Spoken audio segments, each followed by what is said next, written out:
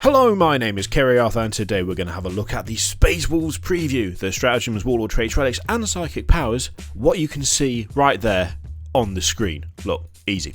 Okay, so we're just going to go through these. I haven't looked at them yet. This will be the first time I've taken a look at them as well. So let's see what we have. Oh my god, the first picture in the article. Look at that, not a hint of Primaris, not even the smallest smattering of Primaris. Instead, we've got some old, like proper, I was going to say old school, they're just Wolfguard, but like just normal Terminator, Space Marines, a lot of them. I'm genuinely shocked by that. I really thought it would be Primaris all over the shop, but no, that's quite nice to see. I like it. Okay, so there we go, Stratagems. He spoke far too soon, didn't he? Oh dear lord. That is some cool art, though. I will give them that. I'll give them that. That's kind of funky. And I mean, you can tell it's very Space Wolves appropriate because he's got his skis on. So yeah, it works.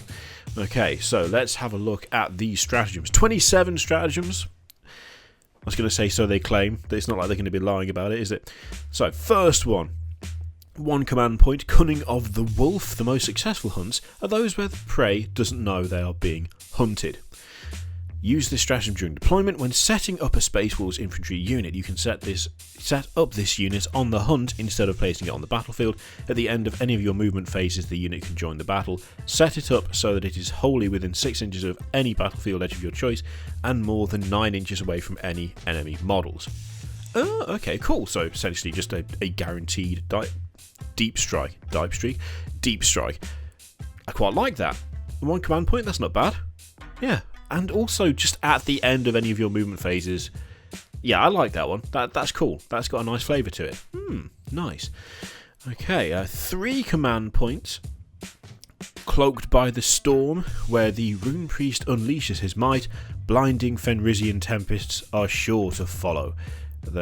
Once again, the flavour text, absolutely on point. Wholly ridiculous. I love it. Use this stratagem in your psychic phase. Choose a Rune Priest from your army that successfully manifested a psychic power in this phase. Your opponent must subtract 1 from all hit rolls for ranged attacks that target friendly Space Wolf units within 6 inches of this model until the beginning of your next psychic phase. Oh, I like that. That's nice. Yeah, no, that's cool. I like that.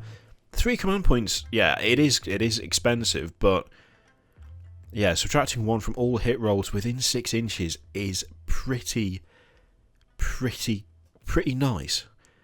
Yeah. Oh, that's a good one. I like it. Strong, nice. And the 1 command point, next one, Wolf's Eye. Longfangs can spot the weakness in any enemy line. Okay, use the stratagem in your shooting phase when a unit of Longfangs from your army is chosen to make its attacks. You can reroll either failed hit rolls or failed wound rolls for that unit in this phase. That's interesting. I like that. That's pretty good. That's not bad. 1 command point. That seems alright. Lone Wolf. Oh, okay, hang on. So let's have a quick look at this. So one of our favourites is Lone Wolf, a new take on an iconic aspect of Space Wolves lore that transforms the last survivor of your chosen squad into an unstoppable juggernaut berserk of vengeance. That's interesting. So by the look of this, is it reasonable to assume that Lone Wolves are no longer a unit that you can take? I think that's what that's saying, basically, isn't it? So Lone Wolf is now a stratagem. It's not a kind of selectable unit that you can put on the battlefield. It's something that gets transformed partway through. Okay, so 1 command point, Lone Wolf. A Space Marine whose packmates have all been slain fights with even greater tenacity to avenge his fallen battle brothers. Use this stratagem at the end of any phase if there is a Space Wolves infantry unit from your army, other than character servitor or wolfen, that has been reduced to a single model. That model's wounds characteristic is increased by 2, and it gains 2 wounds. It gains the character keyword, and you can reroll failed hit and wound rolls for it for the remainder of the game. I quite like that. I'll be absolutely honest, I don't know how prevalent Lone Wolf units actually were. I had a 13th Company army back when Codex Eye of Terror was a thing. And I don't remember Lone Wolf being in that particular list. I could be completely wrong. I could be misremembering. It was like 15 years ago. But I don't know how prevalent Lone Wolf usage is. It might be that that's a nice way of getting a quite nice fluffy aspect of Space Wolves back into popularity a bit. I mean, 1 command point for essentially another character with a decent number of wounds and re-rolling failed hit and wound rolls. Seems okay. That seems alright. I'd be interested to know how many people were running them just as a selectable unit before this change, because I honestly don't know. I don't remember them being a thing when I had my 13th Company army. But as I say, that was that was a bloody long time ago. So, okay. So instead of we've got Warlord traits, but they're kind of, they seem a little bit different by the look of this. So mere Warlord traits wouldn't be heroic enough for the Space Wolves. Instead, each has an epic saga, a 2-part trait that rewards you for playing in an appropriately valorous manner. Every saga starts the game as an enhancement that affects your Warlord, so more attacks, all that shit. And however, each saga also has an associated deed of legend, a valiant task that when completed by your Warlord transforms their saga into a powerful aura ability. Right, so first example, Saga of the Bear. When this hero plants his feet firmly, he stands as strong as the mountains of Asserheim. Roll a dice each time a model affected by this saga loses a wound. On a 6, that model does not lose a wound. Okay, cool. This saga has no effect on models with a similar ability, so it doesn't count for Beyond the Fell-Handed.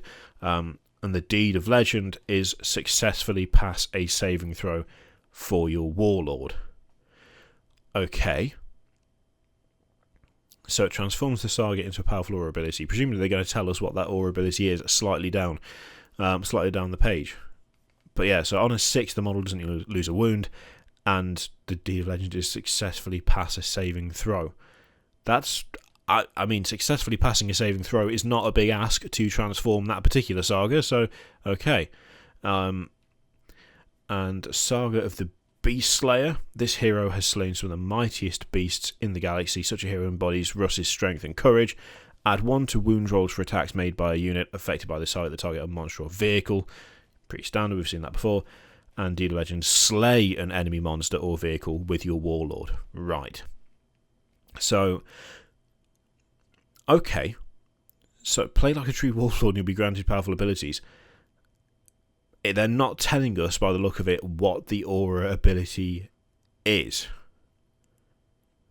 Yeah, it's just roll a dice each time a model affected by the saga loses a wound. On a 6, model doesn't lose a wound. Yeah, okay, so, and the Deed of Legend is to successfully pass a saving throw. But it looks like I can't see what those actually turn into, what the aura is. We only know what the criteria for success is, which is successfully pass a saving throw for the Warlord. I will say that is infinitely easier than that. I'm going to say that successfully passing a saving throw for your Warlord is not a difficult task. I mean, slaying an enemy monster or vehicle isn't like completely impossible either, but there's a distinct like difficulty curve between make a saving throw and kill something. So it's interesting, the difference between those two, and it's a shame that I can't see what the auras are. I would assume that it's something that would extend that around maybe in a 6-inch radius or something. I'm guessing that would be what that is, but we'll have to wait and see. I mean, I can't see it, so okay. Relics of the Fact, more Primaris artwork, of course.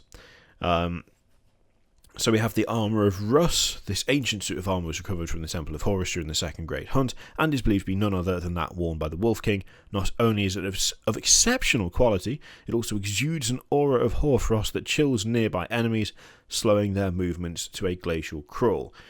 This model has a 4+ invulnerable save. In addition, at the start of the fight phase, choose an enemy unit within 1 inch of this model. That unit cannot be chosen to fight in the fight phase until all other units able to fight have done so. Oh, that's mean. If the target unit has an ability that allows it to fight first, it instead fights as if it didn't have that ability. If both players have units that cannot fight until all of the units have done so, then alternate choosing which of those units to fight with, starting with the player whose turn is taking place. That gets a bit complicated towards the end of that, doesn't it? That starts out as, oh, that's nasty, and then it just becomes, and here are all the disclaimers at the end. But okay, yeah, no, that's fine. That's fine. I do like that. I have to admit, I quite like that. Like, just forcing an enemy not to fight until all of the units have done so it's kind of cool. It's a it's a nice... I'm going to say unique. It might but not be unique. I cannot off the top of my head remember seeing another one of those. Probably have done, let's be honest. It's impossible to recycle at this point because there's so many units and codexes and stratagems and war gear and all that stuff. But I do like that. That's quite a cool bit of kit. We also have Frost Fury.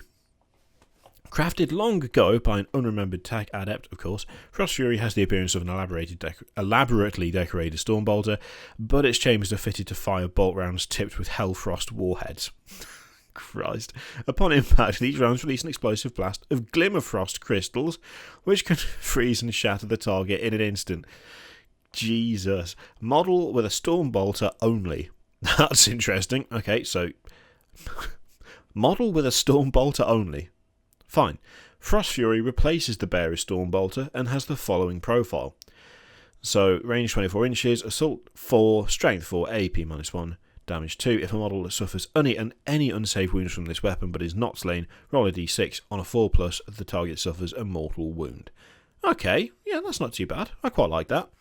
So, if you want someone to carry that, you better make sure you model them with a Stormbolter. It quite literally says it in the thing. No excuses, they say. Right, psychic powers. They're not the elemental powers of Fenris. They're full of shit. They're just normal librarians. Don't at me. Go away. Living lightning. Sentient electricity crackles amid the brooding skies above as the rune priest calls forth the elements to smite his foes. At the psychic's command, lightning arcs into the ranks of the enemy, leaving a trail of blackened corpses in its wake. Solid. Living lightning has a warp charge value of 6. If manifested, the closest visible enemy unit within 18 inches of the psychic suffers D3 mortal wounds. If that unit is destroyed as a result, the closest enemy unit within 18 inches of the last model from that unit to be removed suffers D3 mortal wounds, and so on until a unit is not destroyed, or there is no enemy unit within 18 inches of the last model in the destroyed unit. Now, I'm going to say it right now, the chances of you successfully getting off a ridiculous arc lightning that absolutely mangles like 8 squads, pretty slim, but I do like that as a visual. I like that as an ability. That's kind of cool. That's kind of funky. The fact that there's no reduction in damage as well is interesting. So it's D3 mortal wounds every single time, which I quite like. There's no drop off. Yeah, I quite like that. That feels kind of situational. I think if you could pull that off properly, you could do some hilarious damage and you could do some silly things. But I feel like that is the circumstances have to be just right to properly wreck people with it. But yeah, I quite like that. That's pretty cool. And we also have Fury of the Wolf Spirits, which is a close combat psychic power. So, invoking the spirits of Freki the Fierce and I always want to say Jerry, but I think it's probably Gary, because Jerry doesn't sound quite right, does it? The Cunning, the Rune Priest sets the charcoal black phantasms upon the foes. Fury of the Wolf Spirits has a warp charge value of 7. If manifested, the Rune Priest gains the following weapon until the start of your next psychic phase. And it is Strength 5, AP -3, damage 1. After the Rune Priest makes his close combat attacks, you can attack with the weapon. Make 6 additional attacks using this weapon profile. 6 additional attacks. 6 Holy okay, so Strength 5, AP -3, damage 1. Make 6 additional attacks using this weapon profile. I love that. I love it. Absolutely love it. That's full of hilarious flavour. Yeah, that's awesome. That's cool. I don't even care how effective that is. I just like the moment of, and now for 6 more attacks. Awesome. And as they point out, you can order it tomorrow. Codex, Space Wolves, and the Tooth and Claw box set. So there you go. That is the preview for the Stratagems, Warlord traits, Relics, Psychic Powers, all of that. I quite like what we've seen for this one. Let's just have a quick look. I feel like there wasn't a huge amount of this, but no, it doesn't say that we're going to see any more preview stuff. I feel like this hasn't been as long as some of the previous ones, but I don't know whether that's accurate or not. I can't remember how long the Blood Angels and Dark Angels ones were, whether they were just like 2 preview things or whether there was more. I have to go back and check, but yeah, I quite like the stuff we've seen now. I like the fact that there's been a not too heavy emphasis on Primaris. I like the fact that they have shown off stratagems that are usable sort of by all and by Longfangs as well. I feel like they've kind of listened to the way people have reacted to just the prevalence of Primaris among all the legions, and have kind of gone, okay, we will make the preview appeal to just Space Wolves as a whole, as opposed to trying to push a particular new unit, which I think is the right call. I think it's worked. So yeah, I'm pretty happy with what we saw there. Question is, Space Wolves players, are you? Does this look decent? Does it look good? What do you think of the Lone Wolf change, actually? Be interested to hear what you think about that. Let me know what you think in the comments down below. Also, if you could take Lone Wolves back when Codex Eye of Terror was an actual thing that existed, do let me know, because I can't remember.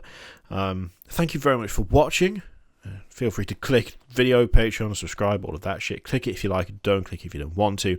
And I will see you for the next one. Toodaloo.